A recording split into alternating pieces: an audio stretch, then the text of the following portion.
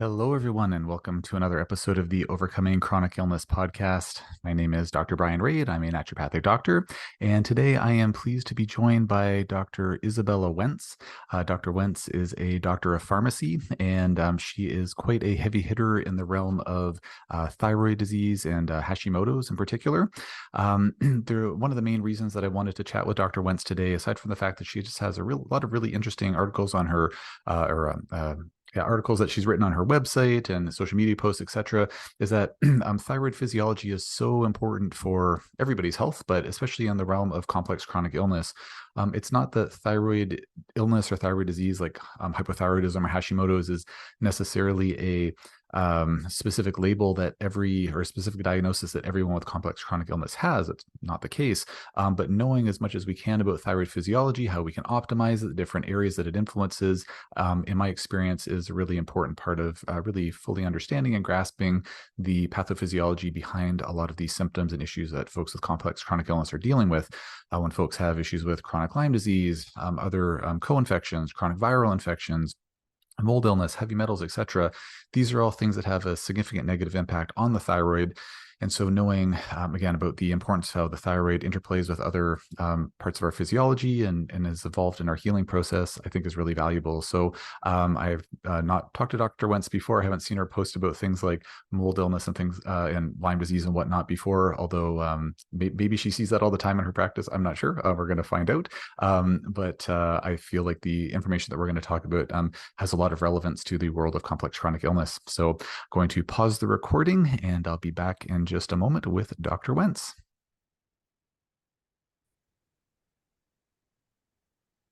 All right, everyone. So I'm back with Dr. Wentz. Dr. Wentz, thanks so much for joining me today. Thank you so much for having me. It's such a pleasure to be here.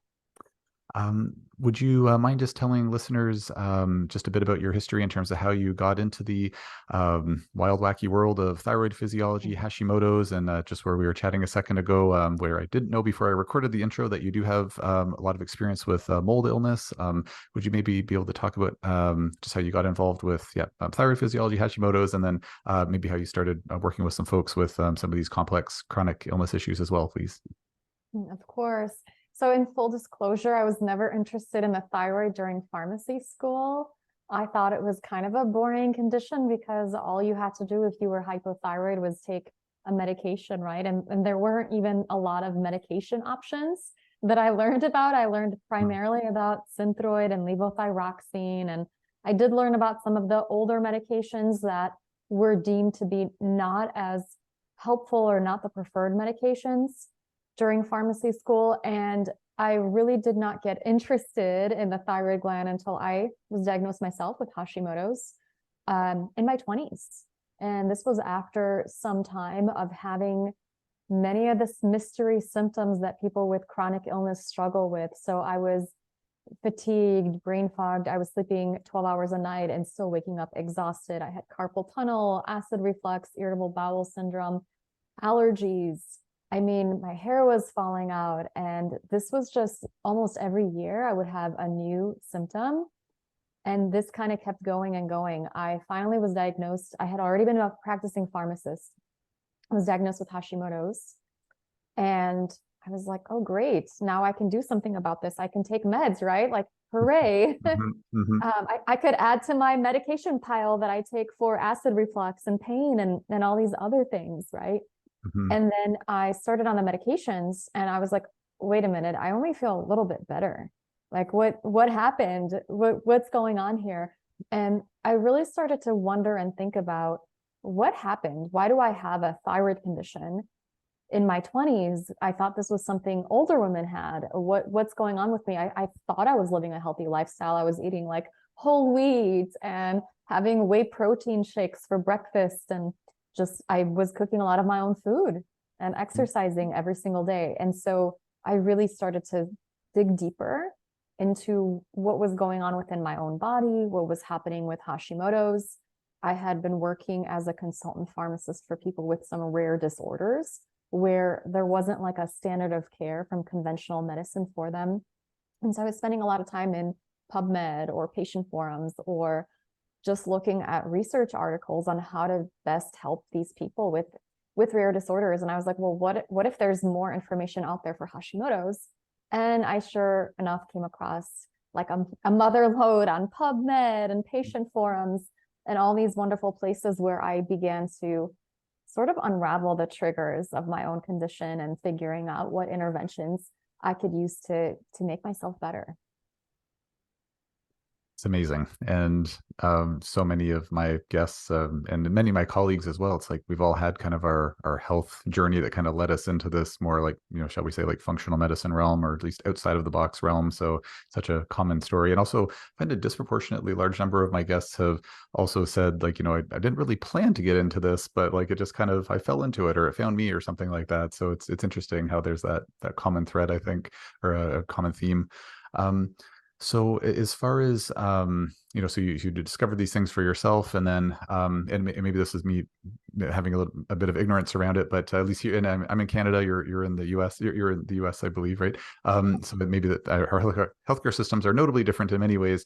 But how was it that you started kind of like interfacing with or like working with patients or whatnot? Like how did it kind of go from, oh, I'm sleuthing all these things for myself to help myself get well? Like how did that translate into, working with patients, working with other people? Could you speak to that a little bit, please? Once I got my own health back, I really wanted to shout it from the rooftops, right?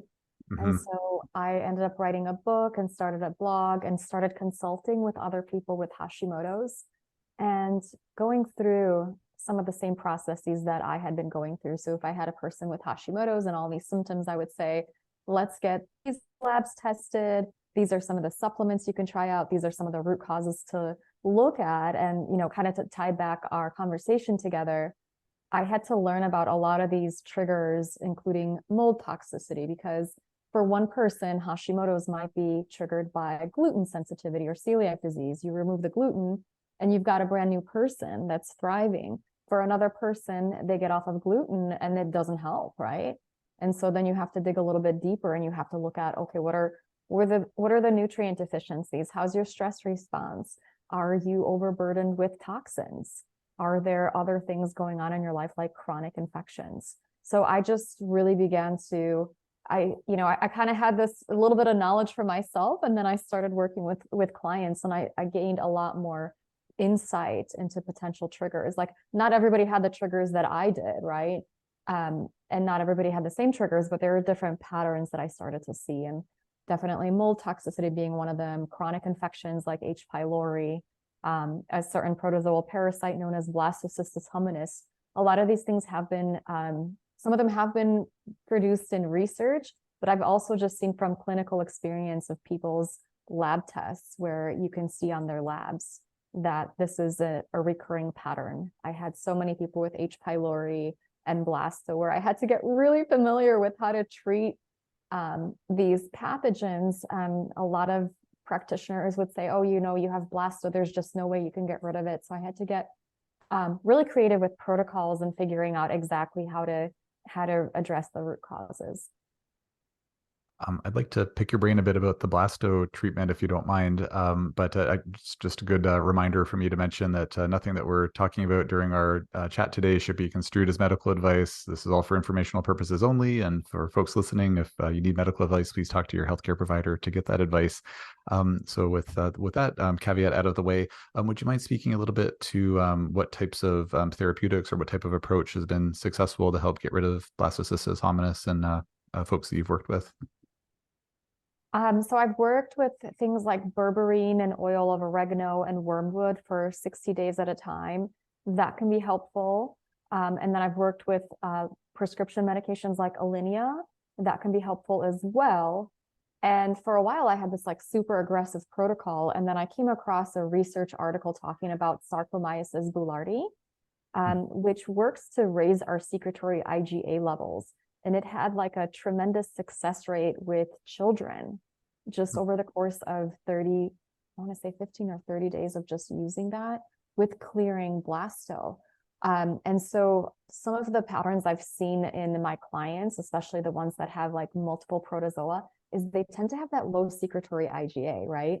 And this could be a lot of reasons: immune suppression, mold, certain parasites, various infections can kind of modulate that secretory IgA. stress can do that, Mhm.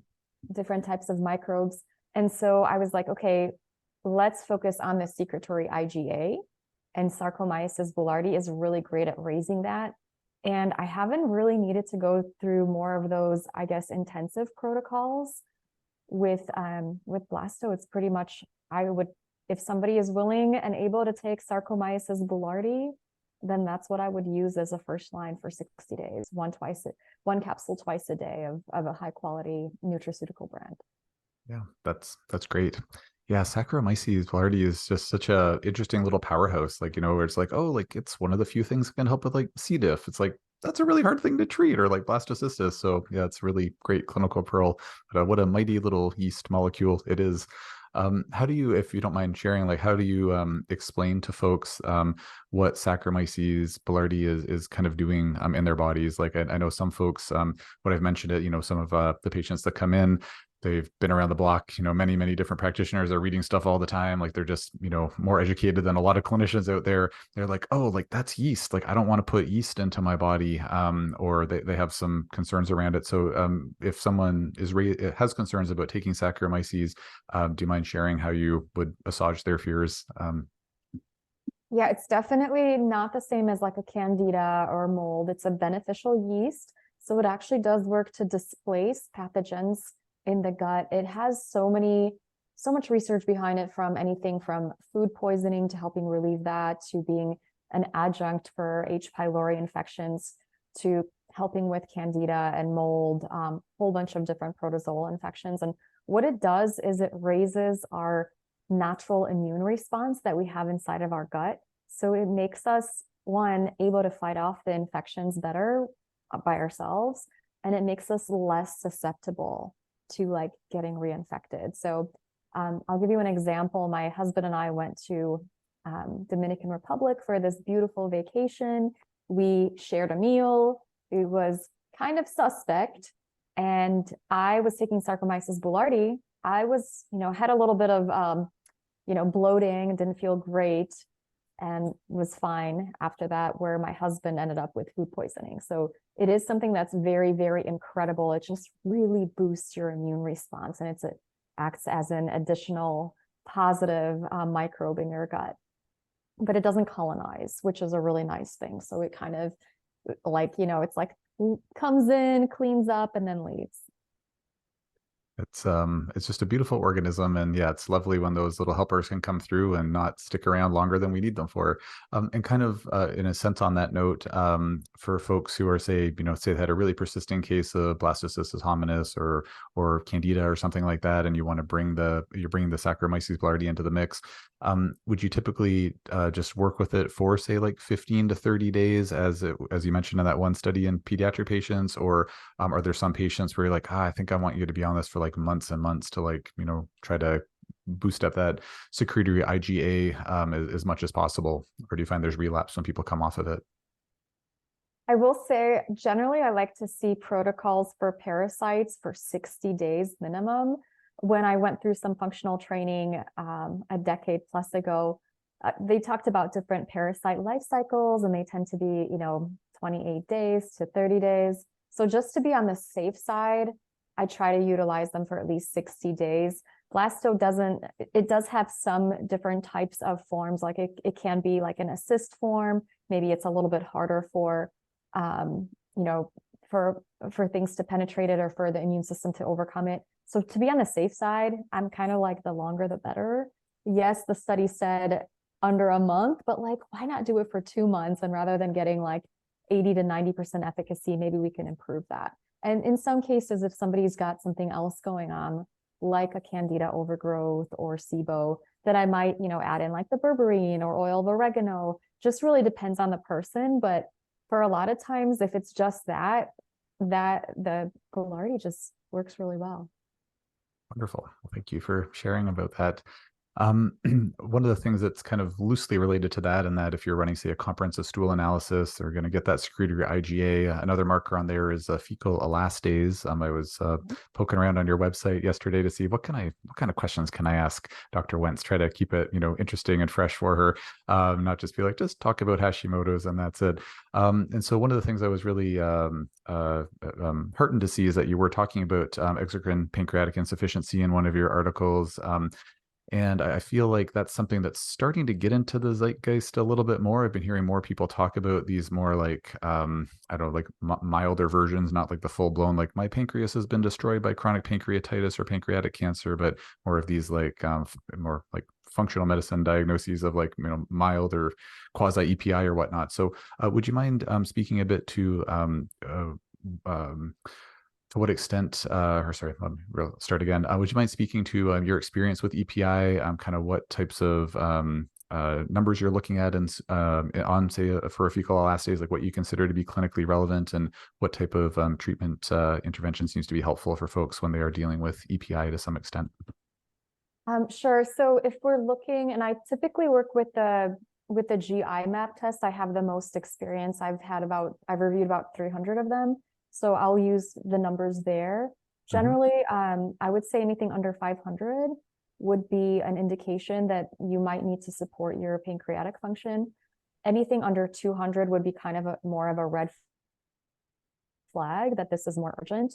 I started seeing this pattern a few years back, maybe 8 years ago or so. And at the time, there wasn't really anything about it other than, EPI. And the thought process was that this was something that happened, that you essentially had to get on pancreatic enzymes for the rest of your life, and it never went away. This was just your destiny, right? And I haven't really found that to be the case. I would say for most people, it does tend to be reversible. I would recommend like a short-term use of some pancreatic enzymes. I love Pure Encapsulations makes a fantastic clean version of them. There are prescription ones available too that some people might utilize. The symptoms associated might be like dry skin, malabsorption of fats, a lot of digestive issues.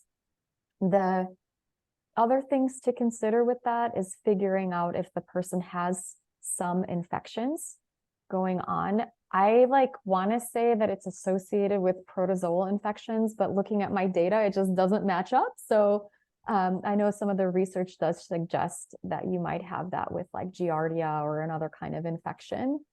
But I guess, looking at my stats of this person had low elastase and, some of them did have parasites, some of them did not. I do think it warrants a greater exploration.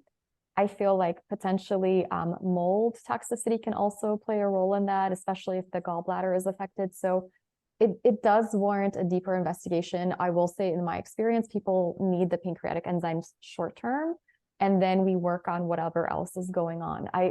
I'm never doing like just one thing. Oftentimes it's like you're adjusting a few different dials to get the body back into feeling well, right, and optimal. Right.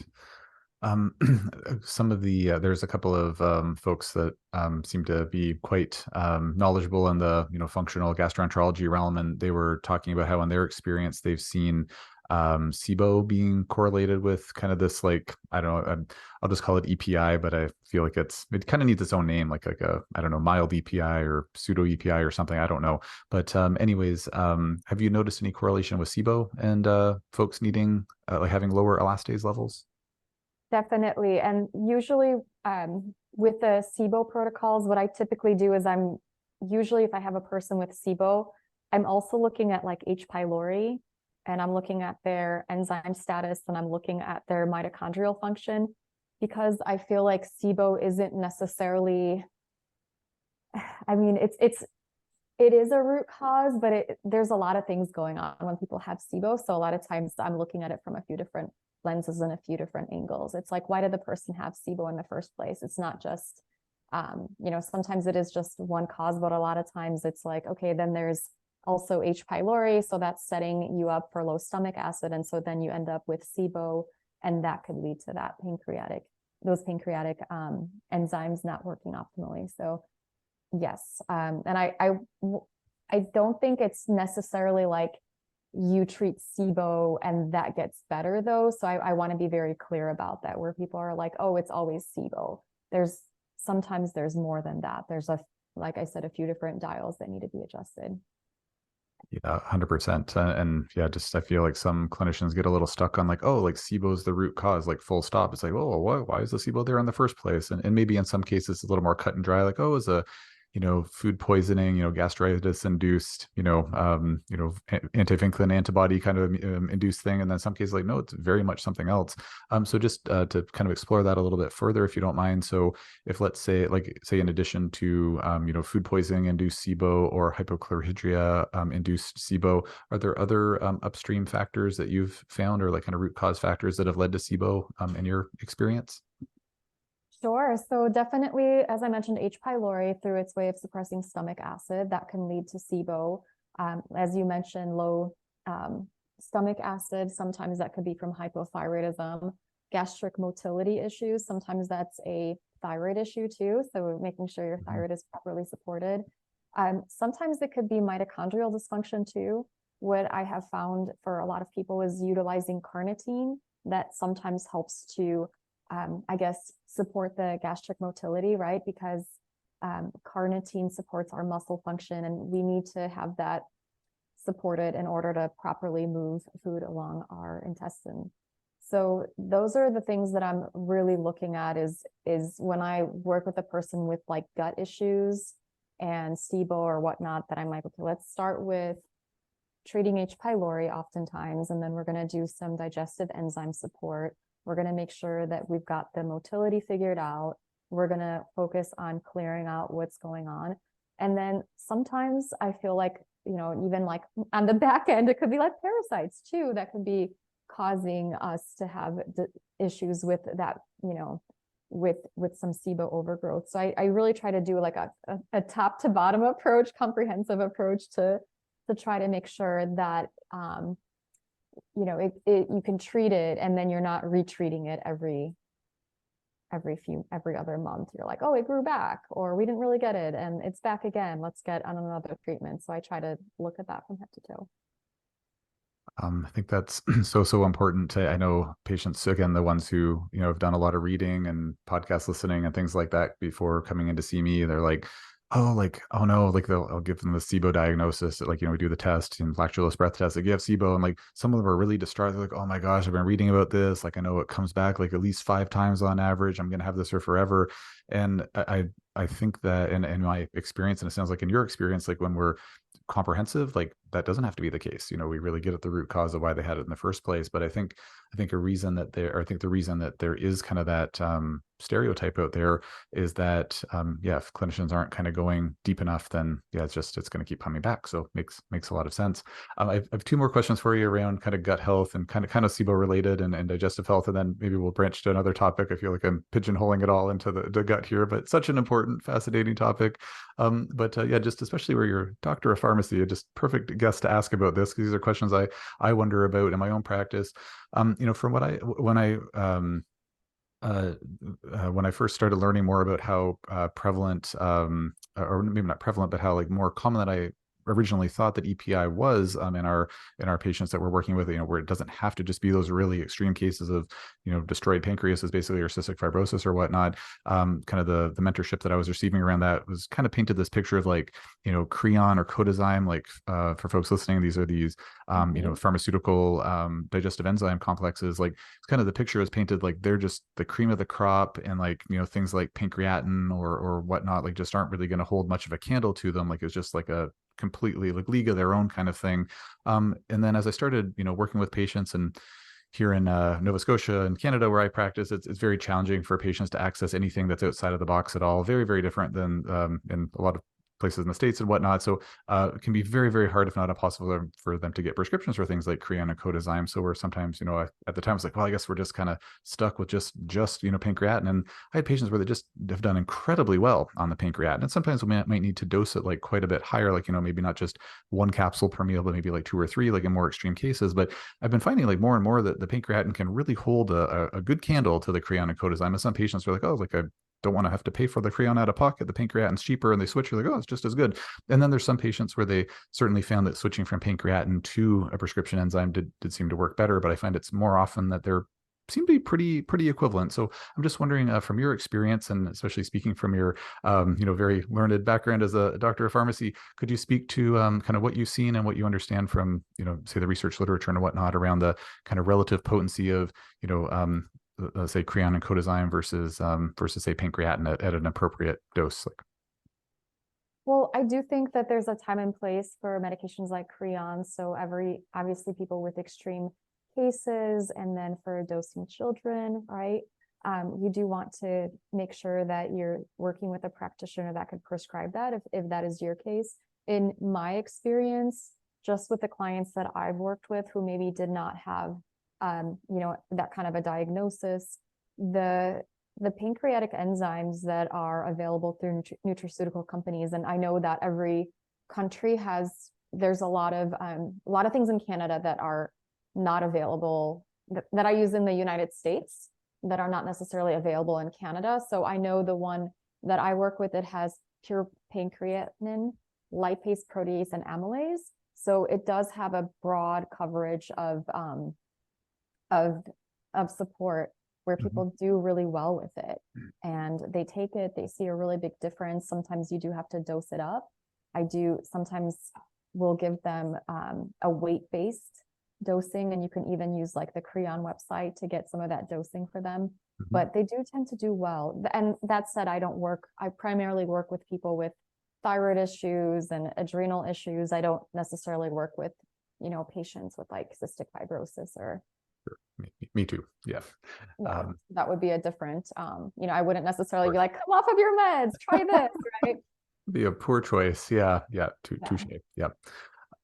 Just one more question on that, if you don't mind, because my understanding is that with Creon, maybe not every form of Creon, but I believe with codazyme, and that anyways, certainly better than me, but I understand that, sort of the most potent ones are in these acid resistant capsules. They're filled with little microspherules, and so I'm just wondering if you found that the say pancreatin supplements that you tend to recommend, are they in delayed release capsules, or are they just standard capsules? No, they're just in regular capsules, just pure encapsulations makes them. Okay. And they're not delayed release. And I wondered when I was first researching this, like, is this going to work as well? And it does. So, I mean, like again, I'm not working with people with these conditions that generally require Creon. I'm working with a population that's got digestive distress, and we're finding low fecal elastase on their tests, and then we're trying to get them better symptomatically, and then we see improvement on repeated tests, and their vitamin markers go up, and they don't have the symptoms of the fat malabsorption anymore. Then and the other, I guess, marketing, right? So with pharmaceutical marketing, and I did work in pharmaceutical sales for some time, there are certain things that are, let's say fish oils. There's pharmaceutical fish oil, and what claims do they make, right? That they have a specialized way to make the products more pure, right? And that allows them to have a patent. And having, Creon, for example, is derived from pigs, right? So it's derived from that. So some of the things that they do have to do to make it a patent is having a specialized technology for delivery of it. So whether that is that delayed release, the manufacturer would suggest that that's the reason why it works. Is it? I'm not sure. So again, like I said, I'm not working with a population that I'm taking off of Creon. I'm working with people who are symptomatic, right? Yes. Yeah. 100%. Yeah. Definitely not. In those more niche populations for sure. Well, thanks for sharing that. Yeah. I have played around with there's a really great compounding supplement company that we have here locally, and they ship products all across Canada. So little old Nova Scotia, they ship them all over the place. And we can, I said, well, why don't we try your pancreatin and delayed release capsules? Think, oh, maybe it'll work better. And just no difference at all. I just found the exact same thing. So on paper, you can make an argument for oh, it should definitely have to be delayed release, but the proof is in the pudding, the clinical pudding, so to speak.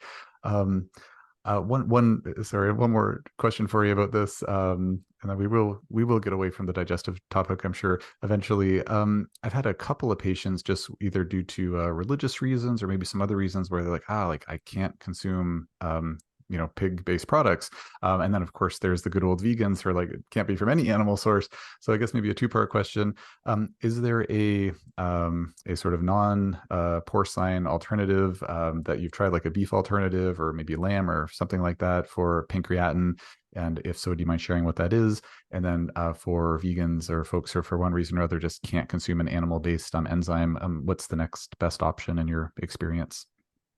Oh man, I don't have a lot of experience with people typically that are more plant-based and vegan. One of the things that I've noticed is people tend to do better on animal-containing products. So I feel like I scare a lot of the vegans away from coming to work with me. Mm-hmm. That said, if somebody was held those beliefs, I would try to do and research something for them a little bit more. So majority of my population is generally I'm a proponent of like the paleo diet. So typically I do recommend animal protein. The Some of the things that maybe would come to mind, I don't know that they would work as well, would be some like bitter, maybe digestive bitters might help, or something like dandelion, something plant-based to kind of support some bile flow to see if that might benefit them. Or maybe that I would maybe try some bitters or something to that point. Do you have some great protocols for that? I don't know about great, but I mean, I've certainly had some patients who have done really well with just more like vegetarian sourced or vegetarian friendly enzymes, like the ones that are grown typically on aspergillus. It's always ironic to be like, oh, let's use mold to make our enzymes. Like, what a funny thing. I find most patients tolerate them well, and there's some companies. There's one based out of British Columbia called Nature Farm. They make a product called M7, and it's like quite a high potency enzyme, but it's all it's all vegan friendly. So, but yeah, just in terms of like pound for pound, if someone has low elastase, like those are the patients who are like, oh, like on paper, you seem like you should respond well to an enzyme. But if they've tried non-animal based ones, like, oh, why didn't those work in you? And yet then the pancreatin will work. So, when there's the restriction on the animal sourcing, then it's been tricky. The one little workaround for if a person or patient can't consume pork products, say for religious reasons, or I have one patient where they're like, I'm just really allergic to anything from a pig, and they just wouldn't take it. There's the company Ancestral Supplements. Have you heard of them? The Liver King, who's a little notorious on social media, anyways. But say what you will about the Liver King. I think they make some really, really good organ-based products, and if memory serves, their pancreatic tissue is from cows, like the nice, wonderfully healthy New Zealand cows. So that's been a workaround, and that seemed to work well for one or two patients who couldn't consume a pork-based pancreatin. Oh, thank you so much for sharing that. I will have to add that. I always have I try to keep a recommendations for people that are, I have one for nursing moms, I have one for vegetarians, I have one for my international readers and clients. So thank you. I will have to research that and add that in. Sure, my pleasure. Okay, my very last digestive tract related question. I couldn't let you go without asking you this again, just given your doctor of pharmacy background. So prokinetics, it seems that prucalopride can just be this, miraculous medication for some folks. Patients here, we have really hard time accessing it. Anyways, long story short, really hard to get prescriptions for prucalopride here and where I practice and surrounding area. And I just clinically haven't really seen a whole lot of benefit for the majority of patients with non-pharmaceutical prokinetics like ginger or iberogast or things like that. For some patients, they're helpful, but just nothing seems to hold a candle to prucalopride. So would you mind sharing what your experience has been with prokinetics? Have you found certain ones seem to work as well as prucalopride? Is prucalopride the gold standard in your experience as well, or are there other pharmaceutical agents that can work as well? Would you mind sharing your insight about prokinetics, please? I don't have experience with that particular drug. I do have a lot of experience with using carnitine as a prokinetic. Okay. So there is an amazing formulation called Motil Pro. I don't know if you have used that from Pure Encapsulations. I've seen it before. Yeah. Yeah. I don't remember Mhm. what's in it though. So obviously carnitine, and what else is in there, if you don't mind? Ginger and B6 as P5P. So that does tend to help with motility. So, okay, so you need, for motility, you need serotonin. And so what I've found in my experience is a lot of people tend to be low on B6. I do a lot of organic acids testing. I don't know if you've worked with those a Yeah. lot. Yeah. Yeah. And so I'll see deficiencies in like, the B6, and I prefer to use P5P. We need that to make ample amounts of serotonin, which works as a natural prokinetic. And then I see deficiencies in carnitine. And so that kind of has those great ingredients together. And then the ginger, I feel like works really, really well too in that, I guess, in that synergistic combination. So typically that's going to be my go-to. And that does have a little bit of 5-HTP too. I'll either do that together for people, or I'll do it as a standalone, where I might do some carnitine as a standalone and maybe dose it up a bit higher, and then do some P5P with it, and potentially something like magnesium. So that does tend to work well for people that I've worked with. I don't tend to work a lot with prescriptions. A lot of the people that come to me are more interested in natural based products, but I do love like low dose naltrexone too. I think that can be very helpful. And I know that's not super easy to get everywhere. No, it's not. But when people can get it, it can, yeah, sometimes be really helpful. So thanks for sharing that. Okay, well, as promised, let's get off the digestive bandwagon here, and I have a few questions for you. There, as I said, I was looking at your website last night, just putting together questions for you, and just folks, I highly recommend checking out Dr. Wentz's website. Lots of really good articles on there, and just really interesting topics. I mean, I say this in a completely non-disparaging way, but like there's a lot of like thyroid experts out there where it's kind of just, it's a lot of the same stuff over and over again. It's like, let's just keep talking about selenium and, gluten-free diets and stuff. And that can be so important. But there's a lot of I don't know, very, very compelling articles on there. So thank you for putting those out there, Dr. Wentz. A couple of the topics I wanted to ask you about on there. One of them is about using low-level laser therapy to reduce inflammation in the thyroid gland.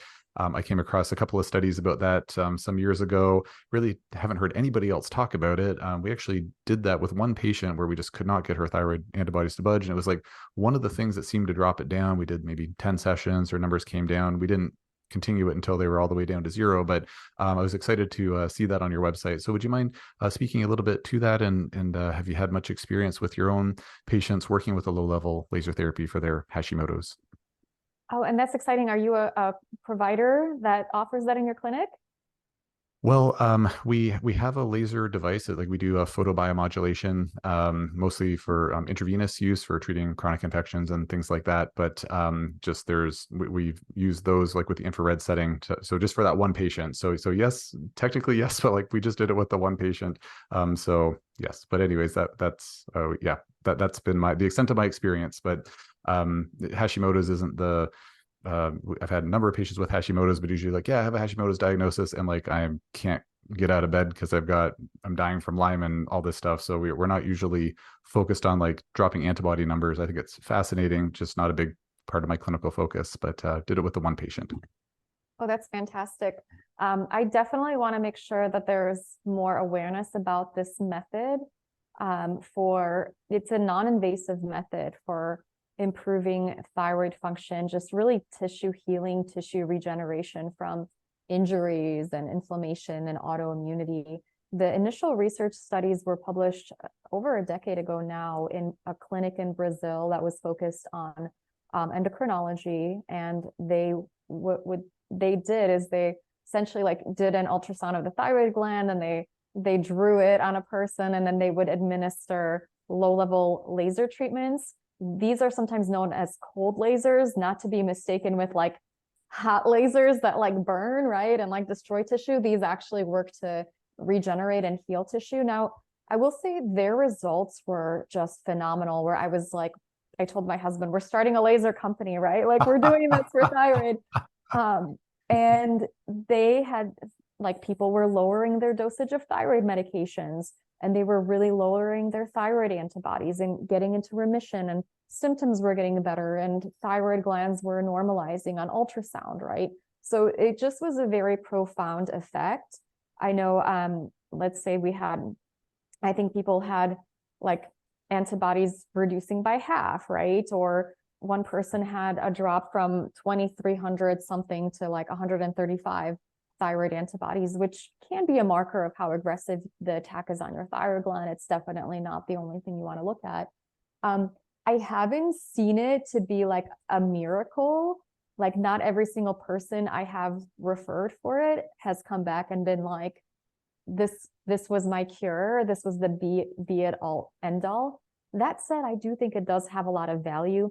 And I have had people who said, this has worked really well for me. It helped me normalize my thyroid gland. It was previously very swollen, and it has helped me reduce my thyroid antibodies. I've been able to lower my dosage of thyroid medications. I feel so much better. I have so much more energy. Typically, the energy is what I will hear about, that people will say their energy really improves once they get that the red light therapy, the laser therapy over their thyroid glands. And you know, you can see changes in energy really quickly versus the antibodies. It might take a little while to kind of track the effects of an intervention. It is something that I would say, if you have access to it, then get it. I will say that the lasers are a bit intimidating. There's not a ton of practitioners that like to use them. I ordered the one from Brazil, and I was like, I'm going to burn somebody's eye out with this, right? Like you have to go to training for it, right? And they're thousands of dollars. So I really appreciate that more practitioners are interested in this. And also in the recent years, people have come out with like red light therapy devices. And these are patient administered, and they're usually like $100 to $200. So I have had some people that have reported benefits with using those. They can just order them and use them in their own homes. And some people have had a reduction in symptoms, antibodies, and you know, they're multi-purpose too. So they can help you with your skin and just accelerating some healing. Now, I mean, let's say you have Hashimoto's because you have a blasto infection in your gut, and that's messing with your immune system. And using that over your thyroid gland, it's kind of like a topical thing, right? You do need to figure out what else is going on in your body. So I you know, it's not the cure. It's not 100% cure for all types of thyroid issues, but it's such a helpful tool to consider if you have access. Great. Thanks for sharing about that. Haven't had anybody's brain to pick about that. So you're the perfect person. So thank you for sharing. Another article that you had on your website was actually, shoot, I want to ask this other question first, just in case we don't have time to get to it, because I definitely wanted to ask you about this.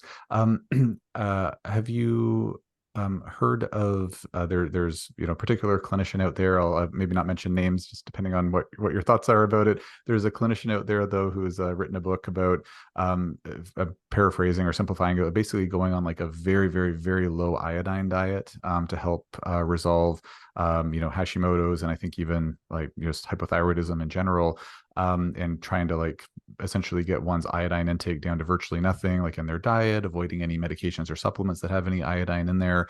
And I'm just wondering if you've had experience with that, like using a very, very low iodine approach, or if you've heard of it and thought like, nope, that doesn't make sense for X, Y, or Z reason. I'm just wondering if you could speak to that, please. So I saw the research about that a while ago, decade plus ago. There was some research about people being put on an low iodine diet, and then their thyroid function normalized in certain cases of subclinical hypothyroidism. The antibodies did not necessarily, I don't believe the antibodies were something that they measured in this particular study. I thought it was a very, very interesting approach, considering that high doses of iodine can unfortunately trigger Hashimoto's, right? Iodine tends to be like this Goldilocks nutrient when you have to get the amounts to be just right for the thyroid gland to function properly. Mm-hmm. And doses that are too high can be inflammatory, and then doses that are too low can lead to iodine deficiency, hypothyroidism. I've only had a few clients that I've put on low iodine protocols. And again, it's not like this is the only thing that I did with them. So I can't tell if it was that protocol that worked or not. In my case, the clients were generally people who were like, who read on the internet or were working with somebody that gave them like really high doses of iodine, or were eating like the seaweed snacks every day. And they were like, can you come help me? Like my thyroid antibodies are through the roof. My TSH is off the charts. One woman started off with subclinical hypothyroidism, got on like the high iodine protocol, and her TSH was like something like 100, thyroid antibodies 1,000 plus, and bedridden. So I was like, let's put you on a low iodine protocol, right? Mm-hmm. To try to get your body back into getting more normalized. But it was also like H. pylori, which can trigger Hashimoto's autoimmune thyroid disease. So we worked on that. We worked on her emotional health, right? We worked on, I believe this client also had blasto. So we worked on that. And then sure enough, the thyroid function normalized with time. We got her like to get on the optimal dosage of thyroid hormone and some selenium to kind of balance that oxidative stress. So I do feel like it is a wonderful tool when used appropriately, but it's great to write books because you can have like amazing protocols, right? But like not everybody's going to fit a protocol, right? Like for even like you have even in the same family, like if we all want Saccharomyces boulardii, I can't give my son to swallow a pill. My husband thinks it's nasty. Like somebody else is immune compromised and they can't use it. So I think it's a worthy protocol, especially if somebody has had excessive exposure to iodine, right? That said, is it going to work for everybody? I don't have enough experience with it. Typically, I really focus on like, how do we get your thyroid hormone optimized? And a lot of times it does include thyroid medications. And another thing that I found works really well in people with subclinical hypothyroidism is like selenium and myo-inositol. Sometimes that's what you might need alone to really get into balance. So I don't know if you've had experience with it. That's just been my experience. I think I love, there's so many different approaches, and I love the awareness about all of them. And not, there's not like, I wish it was like a single nutrient deficiency, right? Or a single trigger, but unfortunately it's not that simple.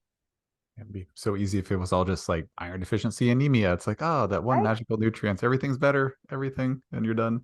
Yeah, I put maybe 6 or 7 patients on the super low iodine diet that were just really motivated to see if they could drop their anti-TPO antibodies. And yeah, unfortunately, I really didn't see any obvious difference with those cases. So may have just been unlucky. Had some other colleagues where they've used that approach and they were seeing success with it. So it's always great to read the book and then, well, what are people seeing in the field? Sometimes you have to wonder if the people who write the book have these like just magical powers that it just works in their hands but not in others. But yeah, so I'm not sure, but so it seems that way sometimes. But anyways, jury's out for me. But thank you for your feedback on that. And I think there's a way to screen people too. So let's say if you're working with a population that's highly motivated to get off of thyroid meds, maybe they're more willing to clean up and really focus on this diet where the average person may not be. So it really is, I feel like, a bit of an art and science where you have to look at the person and their individual risk factors and triggers and what they're really willing to do, right? Like some people are like, I don't want to, I don't want to be Pill Bowl Baggins. I don't want to take 20 supplements. So it's like, okay, let's go to diet. And other people are like, my life is going to be miserable if I have to be on the autoimmune paleo diet. It's like, okay, let's, or I don't have the budget for testing. So you really have to work with people where they are, I think. And I love having access to so many amazing protocols, but I don't think any one of them is like the one thing you need to do. Oftentimes it's like I'm doing 10 different things with people to really bring their bodies back into balance. We're adjusting a few different dials. And I think sometimes people that read my blog get frustrated. They're like, how many different causes are there? Or like, and like they think they need to do everything that I write about. And I'm like, well, no, I'm just highlighting some of the things I've seen in a particular person. So not everybody needs to be autoimmune paleo. Some people maybe just need to be gluten-free, but this is another thing to consider if you've already been gluten-free, right? I've written about like oxalate sensitivities, and I've written about, I don't think I've written about salicylates, but I'll have clients with salicylate sensitivity issues. And I try to raise awareness about it, and people are like, well, what am I supposed to eat? Ice cubes? So, Right. but lots of protocols out there.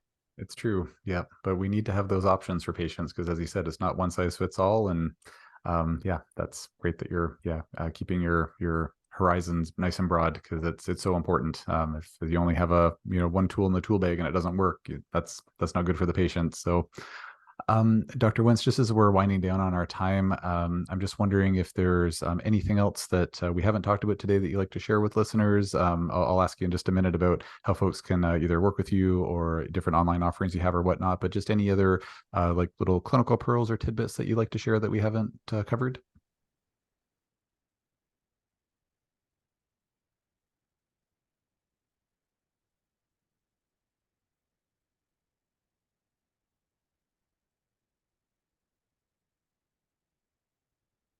I think that we may have froze, folks.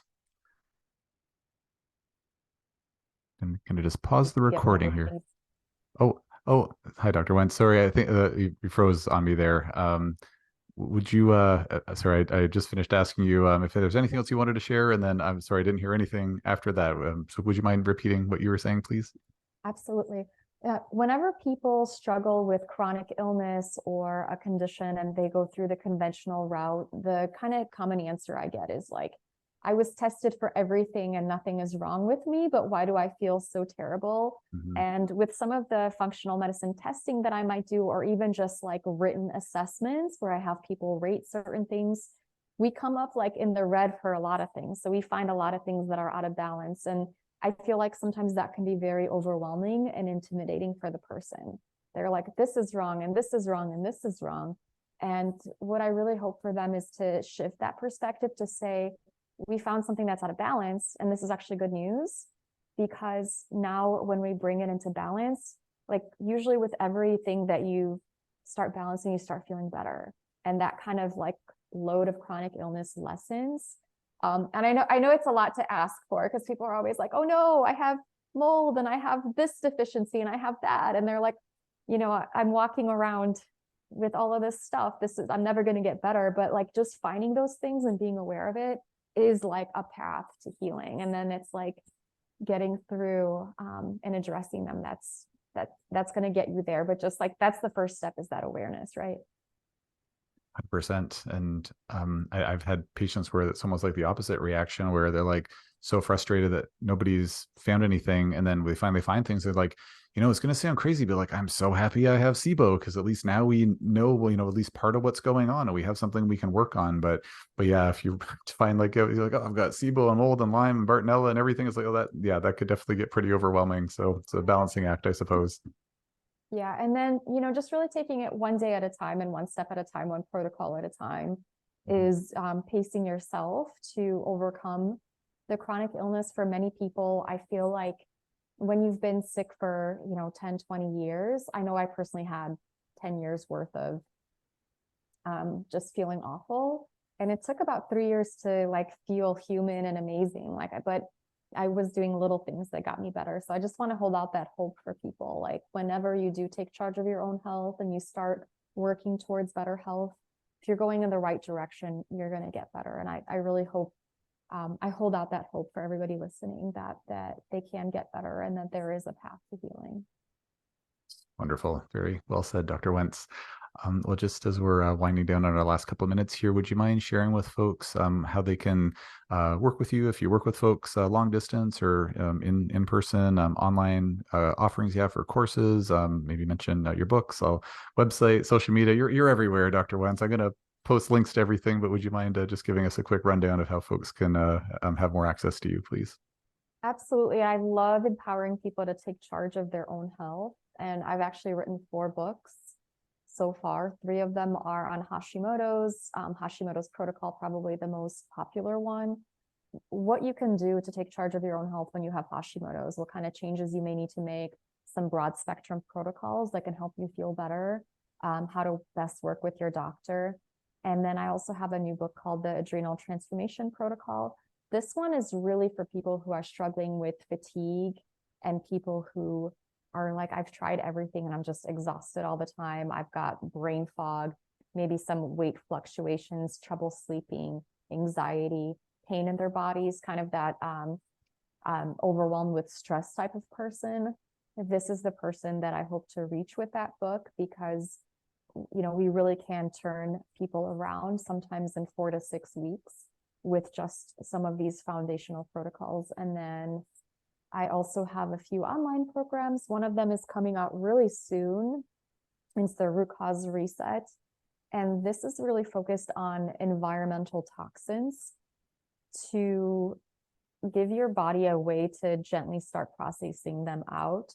So it's not for people who are already doing like a lot of clean living and have gone through a lot. But a lot of times when people want to figure out how to reduce their toxic burden, we do it through supporting their detox pathways and then just teaching them about how to stop adding more toxins into their body. So it's a great primer for people who are dealing with like mold exposure and toxin exposure, and maybe people who don't tolerate things like the fasting, or I like the Prolon, or all of those fast mimicking things, or really forceful detoxes. This is more of a really gentle way to get your body to start processing some toxins a bit better.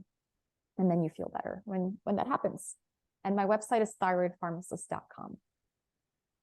And where I was on there last night, as mentioned, all the book links to buy the books are on there, and the online programs are on there as well, if memory serves. Is that correct? Yes, they're usually just offered like once or twice a year. So, but people can find out more about them. Yeah. Awesome. Great. Well, there's rotating ones. Wonderful. Well, Dr. Wentz, thank you so much for your time. I really appreciate all the wisdom and insight you shared with us today. And it was just really a pleasure to have a chance to talk to you.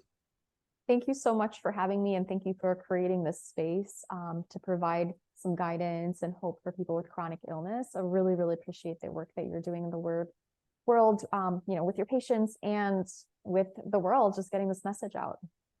Thanks so much. It's very kind of you to say. Well, thanks for everyone listening to or watching this episode of the Overcoming Chronic Illness podcast. We hope you enjoyed it, and please stay tuned for the next one.